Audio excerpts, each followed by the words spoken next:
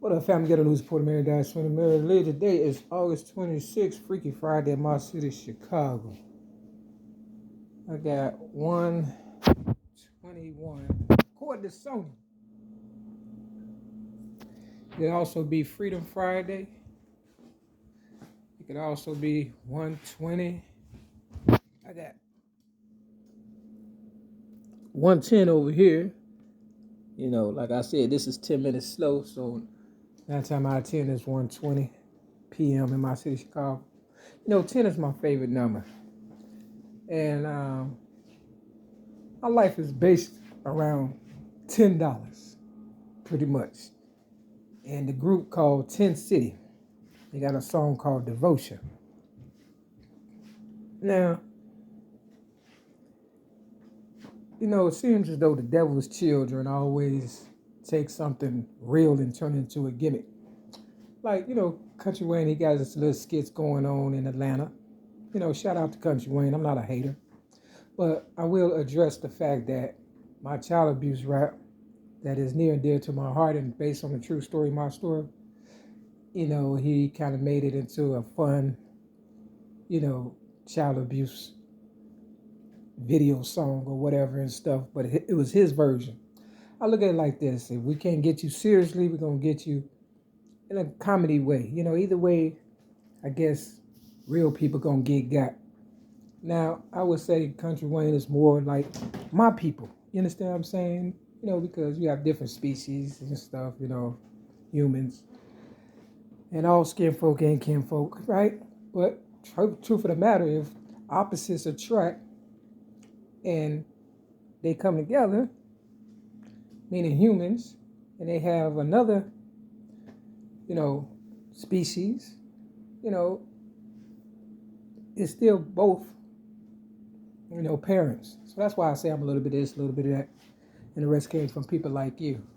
But when you get violated and taken advantage of, you know, that's kind of like a different, you know, song. It's kind of like a different, you know, I take my life serious. You know, I hate talking about stuff that should be already self-explanatory, but, you know, I see people coming up off my story, not giving back, not paying homage, not, you know, showing respect, you know, just kind of feeding off of my ideas and turning them to their own and stuff and making a killing. Okay, that's your story, stick with it. If you can sleep at night, then that's your story.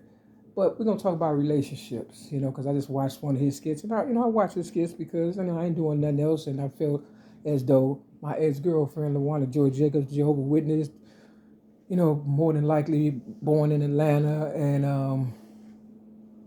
you know, she worked for Blue Cross Blue Shields. You know, she was just, you know, they say, I'm talking relationships. The way you get them is the way you keep them. Now, she met me when I was selling general merchandise, and I was like, you know, making, you know, a nice, decent amount of money and stuff, dressed nice. You know, I guess you could say I was kind of like the female version of Kountry Wayne, but not to that effect.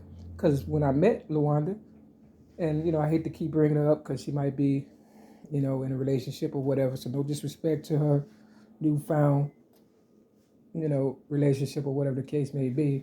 But I'm just trying to, you know, put some closure to my story so I can move on with my life because, you know, I don't like beating a dead horse, tell you the truth. Long story short, you know, I was by myself when I met her. I wasn't, you know, with no one.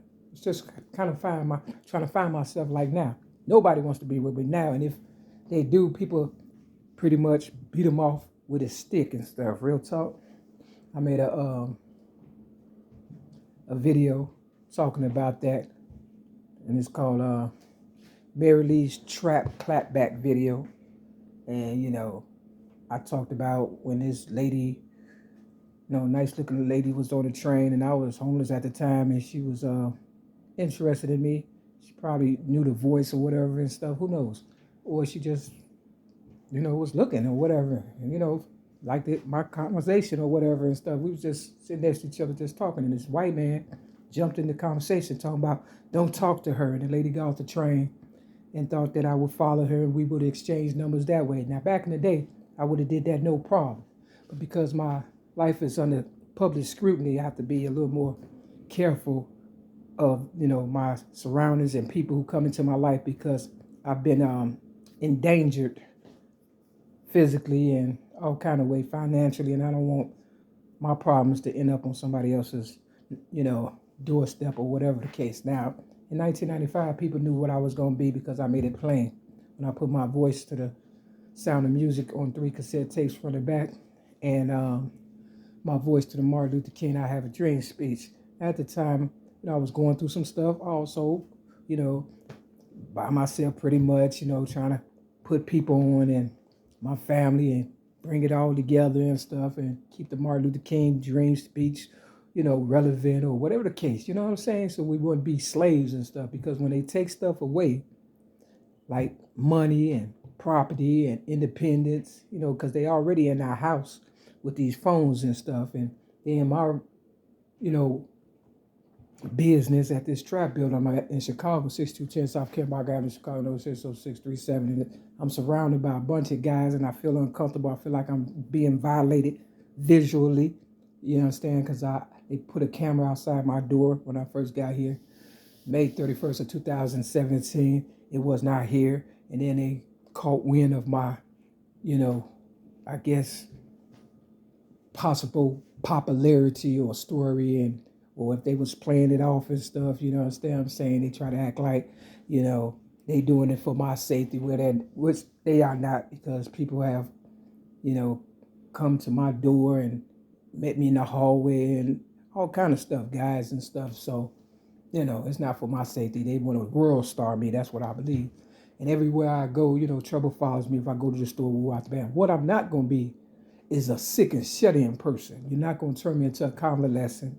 You're not going to, use me for your little, entertainment or whatever and stuff. I'm not here just for your amusement. And if I was in the past and I didn't know, I'm aware of it now, which means I'm turning the camera back on you, like Whitney Houston said. Why are you looking at me? Look at yourself. You understand what I'm saying? I don't drink, drug, smoke, or fornicate, okay? I'm the perfect catch. And if it wasn't for people hating on me, I wouldn't have what I have going on internally, like cancer. And when I was in my 20s, they was trying to discredit me and dirty up my name, because they knew at the age of 8 I had became the originator of rap music. But unbeknownst to me, I didn't know, you understand what I'm saying, my story was going to be as big as it is and stuff, because I was a child. So it's a lot of kings and queens out there that's worth a whole lot. We talking about relationships, we're talking about me, myself, and I, and my higher power, trying to talk to you all.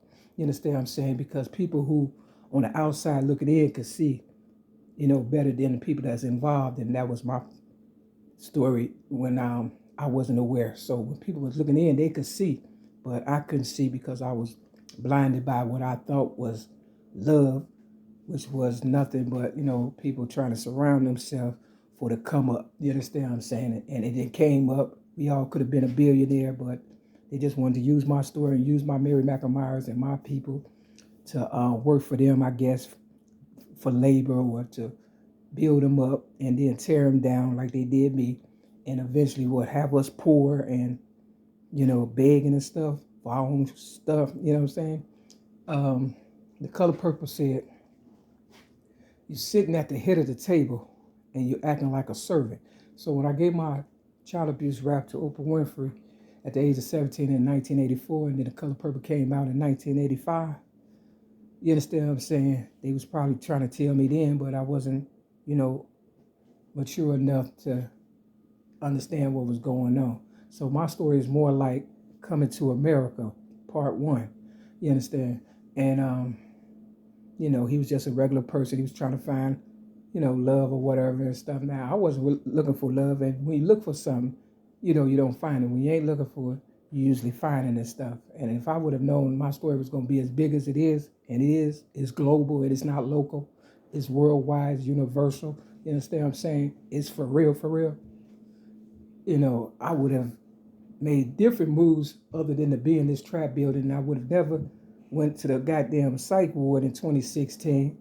You understand what I'm saying? I would have went to the park like the police told me to, because somebody was hating on me at an AA meeting, staying sober with 19 years of sobriety.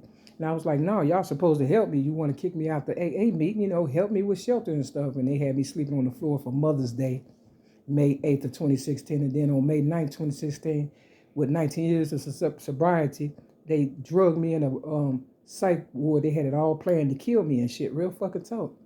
So I'm trying to tell my people or whoever, you understand what I'm saying? 50 Cent said love will get you killed. I said life without love is one hell of an act. Eminem said love spelled backwards is evil. Now, I didn't think of it like that because I never thought backwards, but now I have to think all kind of ways. Long story short, be careful the people that surround you because, you know, everybody's there when it's nice and shiny out. But when you lose everything, you know, like 50 Cent said, 21 question, you know, are you going to be there? You know, if I'm on the bus, ain't nobody there for me and stuff. And the people that may have been interested in, people try to discredit me, you understand, so they can keep their little shine going and stuff. I don't even be knowing these people and stuff. I don't know these people in here. They know everything about me. This is supposed to be a government-funded program where people, you know, exchange, you know, dialogue and stuff. It's supposed to be like a sober environment where, you know, and it could have been that.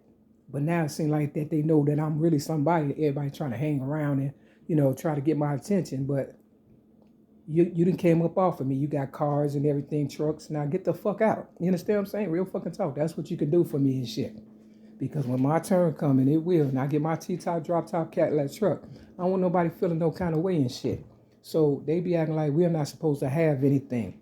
I'm looking at the skit with Kountry Wayne, and they talking about his diamonds and stuff like that. We're not supposed to be poor, okay? And we're not going to be poor.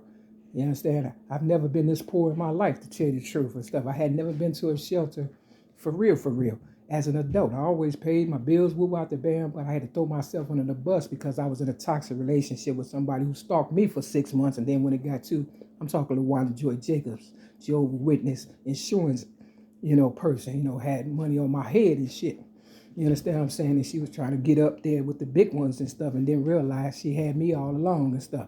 And I thank God, you know what I'm saying, gay rights didn't come until after, you know, we broke up or whatever and stuff, because they would have tried to pin me on some shit or whatever. Look what they did to R. Kelly. Motherfuckers be trying to help people out and they throw them under the bus. What goes around, come around, because you might not have loved me, but you going to love somebody and they're going to do you like that. And they might be a Mary McNamara. So be careful of the stones you throw. And I'm not here to be poor and all that. So if it's, I tell you like this, 2023, I'm dead in all this shit. Real fucking talk. Because I've said enough, I've been through enough, and I've proven enough. Now this is for the people that's in a relationship. You understand what I'm saying? If you love your spouse, I believe in longevity, for real. Relationships that's 30, 40, 50 years. You understand? I done had long-term relationships, 11 years, 15 years, you know, but still in all, they wasn't evenly yoked. So you know how I do this, the 6 ball, my fault. This the 6 ball. And you know, if you expect me to be lonely, don't expect me to be lonely, because, you know, I choose to be just to prove a point. You understand what I'm saying? That I'm not the one that cheat. You know, T.I. got a song, I Can't Be Your Man. And then he said, I don't cheat. I don't cheat because I cheat. I cheat because you cheat. Or something like that. And, you know, he from Atlanta. You know, I almost died in Atlanta. And Kountry Wayne, he out there in Atlanta. All right, so this one, the 6 flew over here. Put that right there. For all y'all ones in a relationship and booty calls. So this the 11 and the 6 flipped off. So you understand what I'm saying? But it take 2 to make a thing go right. Okay? Remember that. So 11 fell. I had to spot the 6. And this is for you lovebirds. I got, look at that. Chapter 11. Nehemiah chapter 11 on page 482 and 483. So yeah, chapter 11. And it's an 8 right here, part of 10. So you could do 10 and 11. Or you could do 9, 10, and 11, and 12. Do whatever you want. You understand what I'm saying? Nehemiah, okay? Nothing happens in this world by mistake, and I never lose, so I don't know what it say. But if you're a Bible book thumper, It is what it is. Step your game up. Be careful. Peace.